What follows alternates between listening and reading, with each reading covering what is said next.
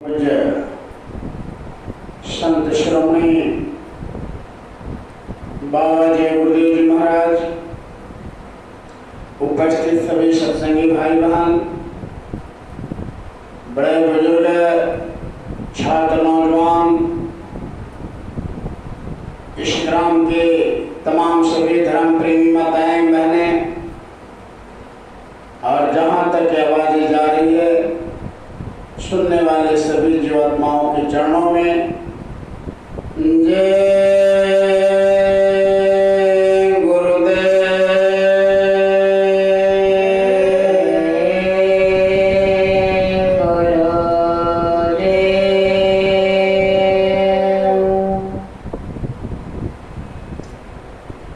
मालिक की असीम दया कृपा आज हम सब प्रेमियों के ऊपर हुआ कि हम सब प्रेमी आज बुद्ध पूर्णिमा के शुभ अवसर पर बाबा जय गुरुदेव साधना मंदिर पर बैठकर उस प्रभु को, मालिक को याद कर रहे हैं, उनका गुणगान कर रहे हैं। इस घना घोर कलयुग में गुरु महाराज की बहुत बड़ी दया कृपा है। नहीं तो आज इस कलयुग में लोगों के पास समय नहीं उस मालिक प्रभु को याद करने का, तो ये बहुत बड़ा सौभाग्य है कि पूर्णिमा के अवसर पर प्रत्येक पूर्णिमा की भांति आज भी हम सब प्रेमी बाबा जय गुरुदेव साधना मंदिर पर बैठ करके जो गुरु महाराज ने बताया, समझाया, जो आदेश दिया कि इस कलयुग में कलयुग केवल नाम आधारा, सुमरि सुमरि नर उतरे पारा। रामचरितमानस में गोस्वामी जी महाराज ने वर्णन किए कि इस घना घोर कलयुग का जो साधना है वो केवल नाम का स्मरण,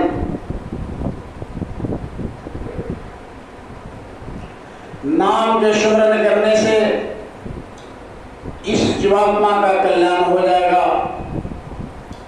लेकिन कौन सा नाम जपने से? कहा कि कहाँ लगे करो नाम बढ़ाए, राम न सकहि नाम गुण गाए। नाम रहा सतगुरु अधीना, सतगुरु बिन कोई नाम न जीना। बिना सतगुरु के नाम नहीं मिल सकते। तो गुरु महाराज की कृपा दया हम सब प्रेमियों के ऊपर हुआ कि नाम इस घना घोर कलयुग में जिसको नाम लेने से, जिस नाम का स्मरण करने से इस जीवात्मा का कल्याण होता है, वह नाम महात्माओं के पास है। और महात्मा संत उसी को कहते हैं जिनकी जीवात्मा उस मालिक के घर, उस प्रभु के घर, उस परमात्मा के दरबार में जिनकी आत्मा पहुंच जाती है, उसी को महात्मा कहते हैं, उसी को संत कहते हैं। तो गुरु महाराज की दया कृपा हुआ कि हम सब प्रेमियों को नाम भी मिल गया। और बहुत बड़ी कृपा है कि हम सब प्रेमी एक साथ बैठ करके जो गुरु महाराज ने हुक्म दिया था कि सामूहिक रूप से बैठ करके उस मालिक को, प्रभु को याद करते रहना। क्योंकि ये जो मनुष्य शरीर दिया प्रभु ने, परमात्मा ने, जीते जी उस मालिक को प्राप्त करने के लिए दिया।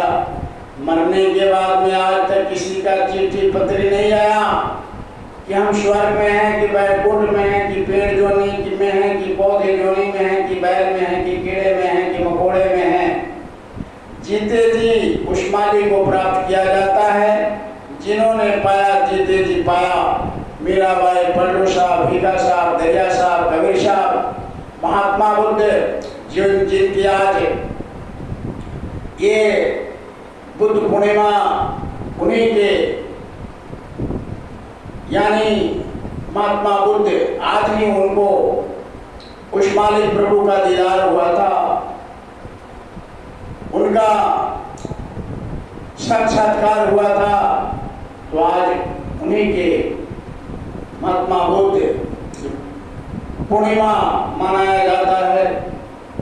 तो आज हम सब बहुत भाग्यशाली हैं कि वैसे महापुरुषों की तिथि पर हम सब प्रेमी इकट्ठा होकर के उस मालिक को, प्रभु को याद कर रहे।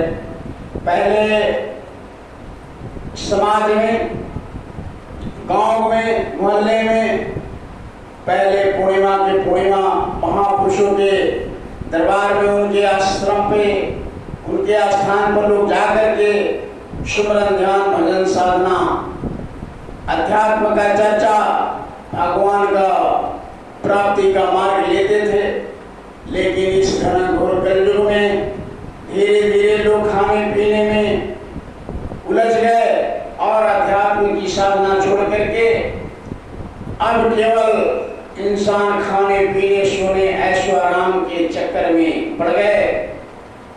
गुरु महाराज ने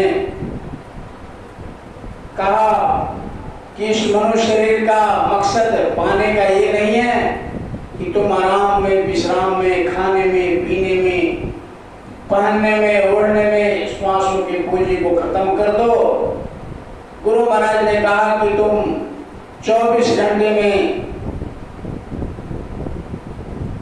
नौकरी का, चाकरी, बैल, बकरी, घोड़े, गधा जो भी है जीव, उस सबका सेवा करो, उसके साथ रहो, उसके से काम लो। लेकिन 24 घंटे में 1 घंटा उस मालिक को, प्रभु को याद करो, उस मालिक को, प्रभु को स्मरण करो, ताकि यह मनुष्य शरीर सार्थक बन सके। ये भोग भूमि नहीं है, भारत ये कर्म भूमि है। इसलिए यहाँ महात्मा बार बार आए और हमको कर्म करने का मार्ग दिया। गीता में भगवान कृष्ण ने कर्म योग की व्याख्या बहुत कृष्ण भगवान ने अर्जुन को बताया। ये कर्म भूमि है और कर्म करो, फल की चिंता मत करो, क्योंकि जब तुम कर्म करोगे तो परमात्मा उसका फल तुमको जरूर देगा। इसलिए कर्म करते जाओ, फल की चिंता मत करो। और कर्म के बारे में बहुत बारीकी से समझाया। तो इसलिए कर्म हम जो जो करते हैं उसका फल हमको मिलता जाता है।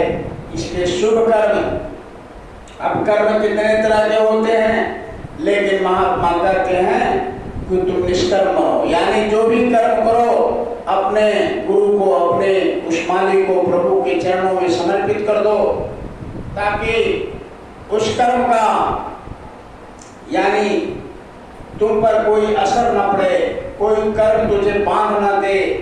इसलिए हमेशा गुरु महाराज भी समझाते रहे कि तुम आदेश का पालन करो, जो हुक्म किया जाए, जो आदेश किया जाए उसका बस पालन करो। और पालन करने के क्रम में सभी जो भी कार्य करते हो, जो भी क्रिया करते हो, सब गुरु के चरणों में समर्पण करते चले जाओ।